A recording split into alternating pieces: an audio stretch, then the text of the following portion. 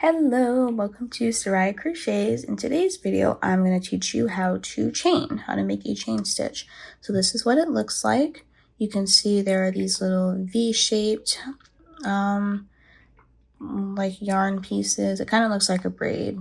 This is the front, so you have the little V's. This is the front, and then this is the back. You see that there are these little bumps. The abbreviation for chains and patterns is CH. So if the pattern says CH87, that means that you need to do the chaining motion 87 times. And chains are pretty much how you start any project that involves working in rows. They can also be used for projects that involve working in rounds, and they're also a component in some of the more advanced stitches where you might need to have a gap in between two different stitches to make the desired stitch. It's a long story, but you know, the more that you crochet, the more stitches that you learn, the more it'll make sense. So yeah, let's learn how to make this. Let's get started. Now, to chain, you'll need your hook and you'll need your yarn. So we're going to start off by making a slip knot, and I have a video that teaches you how to make a slip knot in more detail. So if you are a little confused, you can feel free to go back and watch that. So once we have our slip knot on our hook, and wait, I'll give you a little quick demonstration, just a little, really quick. You hold the yarn like this, you twist it, and then you pull by pinching the yarn, you pull it through the knot. Again, I have a video telling you this in more detail. So now that we have our slip knot on our hook, we're going to learn how to chain. So to start off with, you're going to have your hook. You're going to bring it in front of the yarn and then behind the yarn. And it should look as if the yarn is kind of like going, it's like back here, then it's coming around, and then it's going over that way. And then you're going to rotate your hook downward.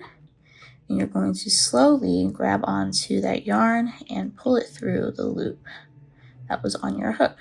So just for reference, that loop, this is your slip knot. The slip knot is the loop that's currently on your hook. When you chain, the first chain that you make, you're going to pull it through that slip knot loop. So let's try it again.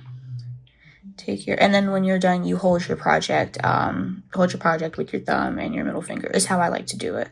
So just so you can get a better grasp on it.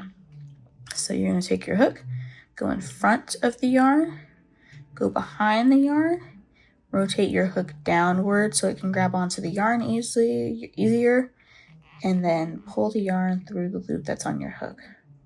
So the reason why you want to rotate is if you just go in front, behind, and then you try to pull the yarn through when it's up, like, you know, it's a little bit more difficult. So if you just rotate it a little bit, it's easier for it to go through the loop. And then you don't need to chain super tightly. Some projects you're going to want to chain more loosely because it's easier to work certain stitches into the chains. But, you know, just to start off with, it's okay. But you'll get a better feel for tension as you crochet more. And I'll have a video talking a little bit about tension in the future. So, yeah. So let's do it again.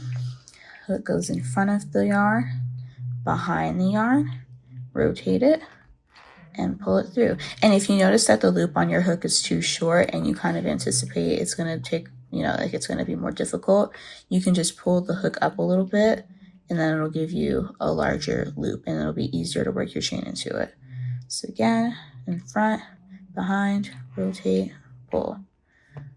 In front, behind, rotate, pull.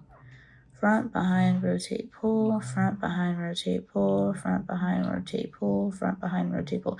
And then you can just keep doing this for as long as you'd like. This chain looks a little bit funky, I would say. I have some back bumps here that shouldn't be in the front, they should be in the back, and then some back bumps or front loops that are here, whatever. So point is, it's okay. When you start off chaining, like it might be a little bit confusing, but the more that you do it, the better you will get at it. And then you can start having chains that look like pretty much perfect V's. So it's just me kind of like chaining in real time. So eventually you'll get chains that kind of look like this, a little bit straighter. Alrighty, well, I hope this video was helpful. If it was, please feel free to like and subscribe. I don't really like asking people how to do this. I think I say that in all of my videos. I really don't. It's like I'm begging people to help me. I don't know. But if you do, like, just know it really, really, really does help the channel. And also, feel free to comment on any videos that or give me some video suggestions on something you might want me to do in the future. But yep, that is it for the day. I hope that this was helpful, and I hope to see you around again soon. Bye-bye. I gotta work on my waves more. Bye. There we go.